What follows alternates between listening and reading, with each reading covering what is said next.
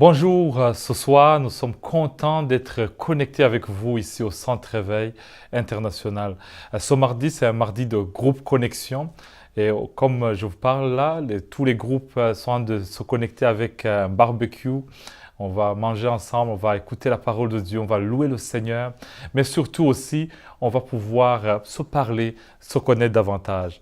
La vision du groupe Connexion est née avec, bien sûr, notre pasteur Mathieu, quand il a annoncé la mission du Centre Réveil. Il a dit le Centre Réveil, on veut que ce soit un environnement favorable où se connecter et être transformé et être propulsé dans notre destinée.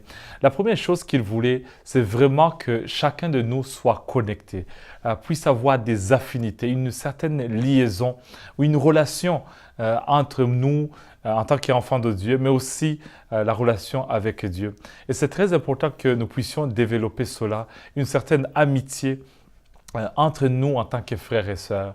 On l'a fait durant ces mois derniers et même d'autres mois où les hommes avaient des sujets à discuter, les femmes aussi, des sujets aussi qui tenaient à cœur.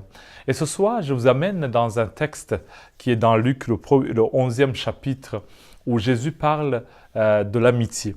Luc 11, verset 5, il leur dit encore, « Si l'un de vous a un ami, qu'il aille le trouver au milieu de la nuit pour lui dire « Ami, prête-moi 3 pains, car un de mes amis est arrivé de voyage chez moi et je n'ai rien à lui offrir. » Si de l'intérieur de la maison, cet ami lui répond « Ne m'importune pas, la porte est déjà fermée, mes enfants et moi sommes au lit, je ne puis me lever pour te donner de pain. » Je vous le dis, même s'il ne se levait pas pour le lui donner parce que c'est son ami, il se lèverait à cause de son non-importunité et lui donnerait tout ce dont il a besoin.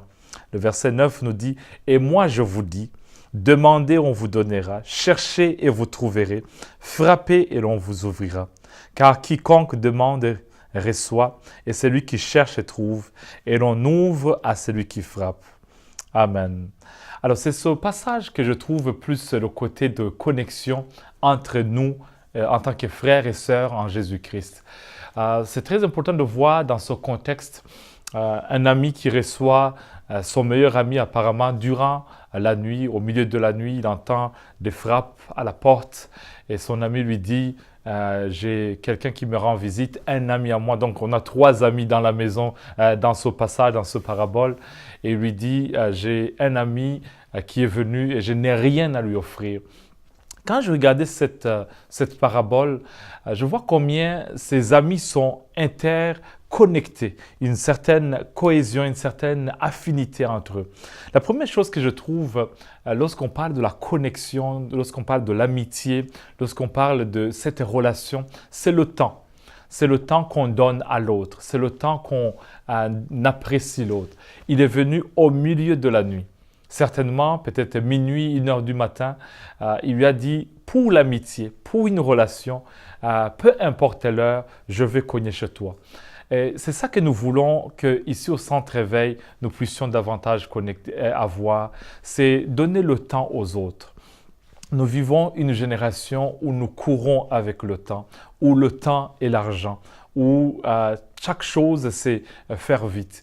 Mais nous devons de temps en temps nous arrêter et penser aux autres, penser à ce dont les autres ont besoin, avoir une oreille qui écoute les autres, même au milieu de la nuit, même au milieu de la journée. Peu importe le temps que tu donnes, mais donner le temps.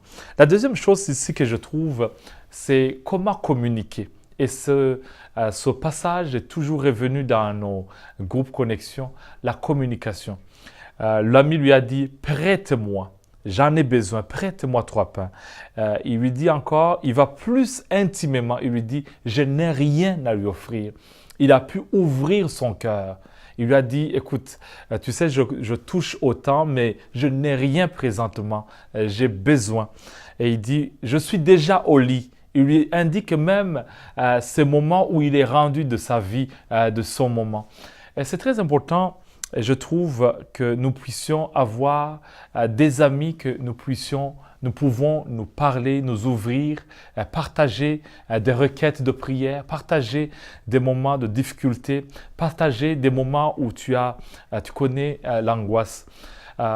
Présentement que je vous parle, nous sommes dans le deuil, moi et Rachel, notre cousine qui s'appelle Mimi a perdu son enfant de 9 ans ici à Gatineau hier soir. Puis c'est épouvantable, c'est qu'on peut imaginer perdre ton enfant. L'enfant a eu un cancer et puis ça venait vraiment à toucher toute la famille. Mais dans ces moments de douleur, dans ce moment de deuil, on a permis à Rachel d'aller voir sa cousine, d'aller la consoler parce que dans ces moments d'intimité, tu as besoin de quelqu'un qui peut comprendre ta peine, qui peut comprendre tes douleurs, qui peut comprendre ce qu'est perdre un enfant, ce qu'est perdre quelqu'un de très cher. Et tu as besoin de quelqu'un à qui connecter.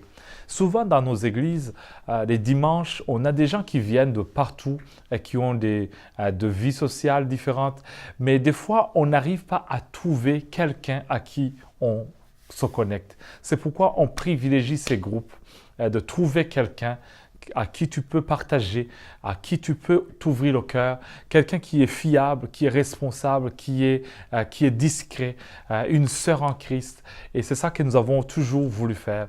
Moi et Pasteur Mathieu, on est des amis, on est connectés, on s'ouvre le cœur quand il y a des requêtes ou même des fardeaux qui sont plus lourds. Je m'ouvre à lui, à l'apôtre Jean Turpin.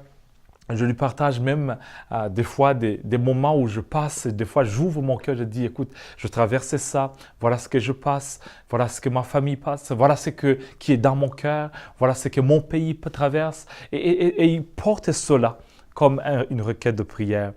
Et l'autre point, je trouve que on a besoin de s'ouvrir. Son ami lui a dit la porte est déjà fermée. La porte est déjà fermée. J'ai bloqué la porte. Il y a d'autres portes, il y a d'autres ouvertures que seulement des amis intimes peuvent faire un effort pour ouvrir. Il y a des choses qui peuvent être bloquées dans notre vie personnelle où on a besoin vraiment des amis qui peuvent t'aider à débloquer, qui peuvent te donner des clés de la vie pour te dire ici tu as besoin de la sagesse, ici tu as besoin de l'intelligence, ici tu as besoin de relations, ici tu as besoin d'une personne, tu as besoin de quelqu'un qui te dit cette porte-là est fermée, tu ne pourras pas l'ouvrir.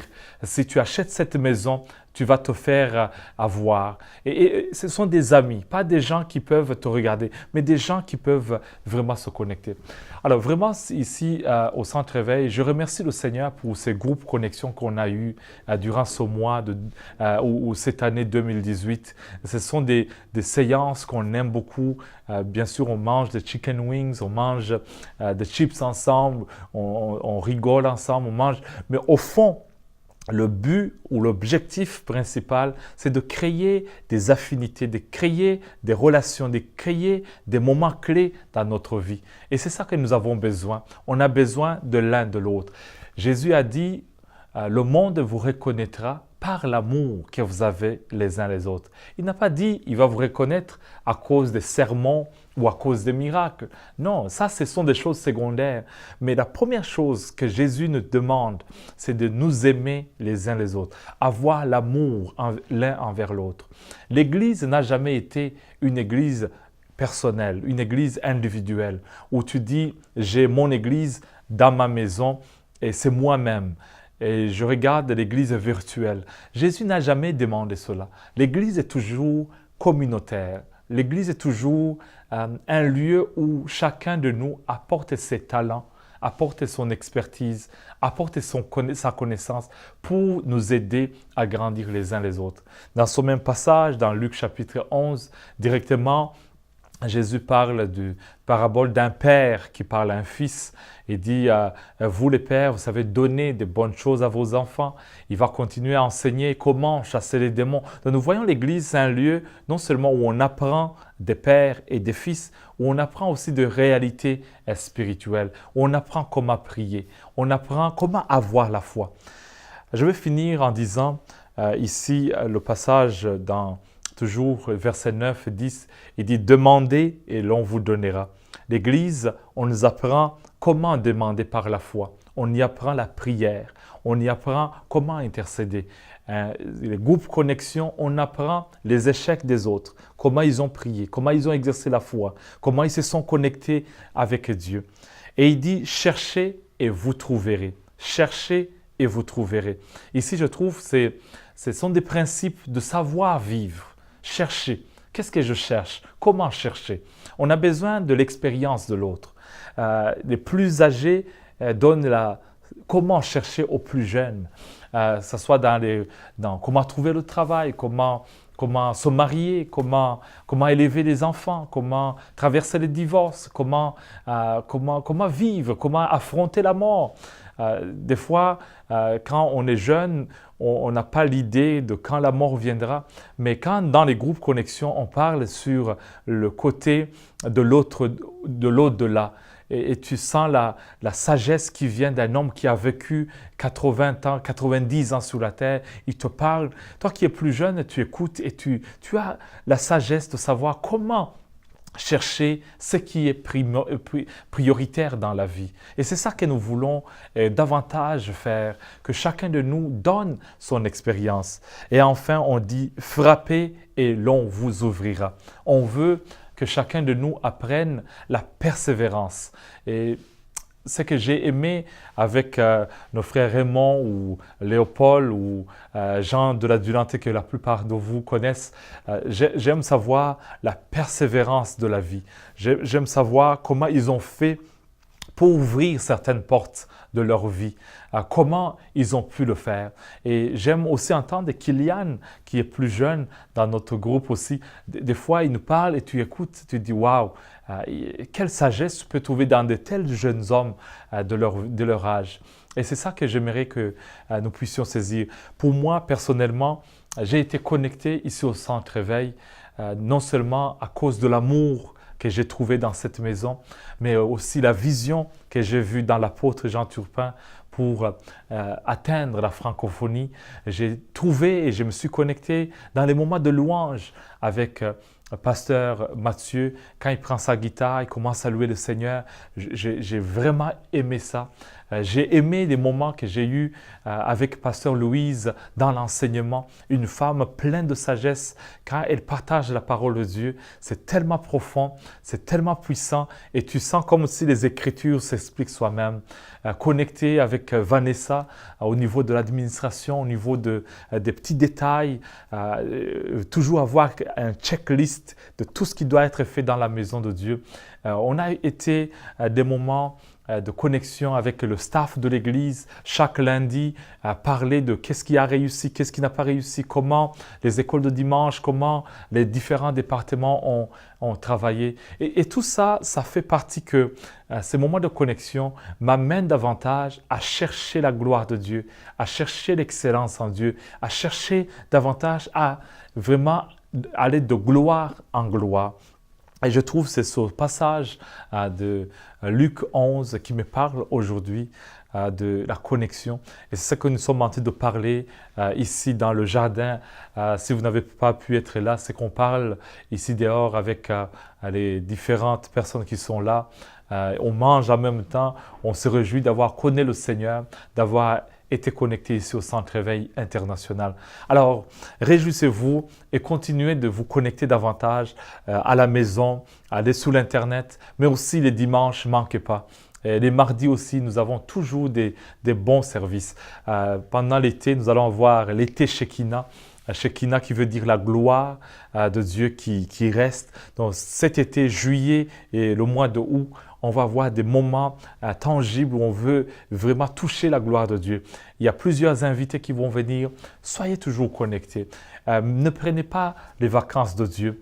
Même là où vous serez, prenez le temps de toujours se brancher, de toujours se connecter, d'avoir un frère, une sœur à qui vous pouvez appeler aussi pour les encourager. On a besoin les uns des autres. Alors, je vous aime et je crois qu'on pourra se revoir plus tard. Pour moi, Pasteur Denis, Peut-être c'est la dernière fois que je serai en groupe connexion ici au Centre Éveil à Ottawa, mais je vais me connecter toujours avec vous, avec Centre Éveil à Québec, une église qui est en ébullition, où on va voir la gloire de Dieu. Je me connecte davantage avec Bertrand et Pasteur Joanne, et Marie et Serge aussi, et toute l'équipe. Je vous aime beaucoup et je sais qu'on va voir de bons temps ensemble. Lac Saint-Jean, persévérer davantage. Je crois que Dieu va vous visiter davantage. On voit la croissance, on voit la gloire de Dieu et on vous bénit. Jonathan, merci beaucoup et félicitations pour le nouveau bébé. Que Dieu vous bénisse davantage. Et aussi à Léane qui fait un bon travail. Félicitations aussi pour ton diplôme. On se connecte davantage. Que Dieu vous bénisse. Merci beaucoup.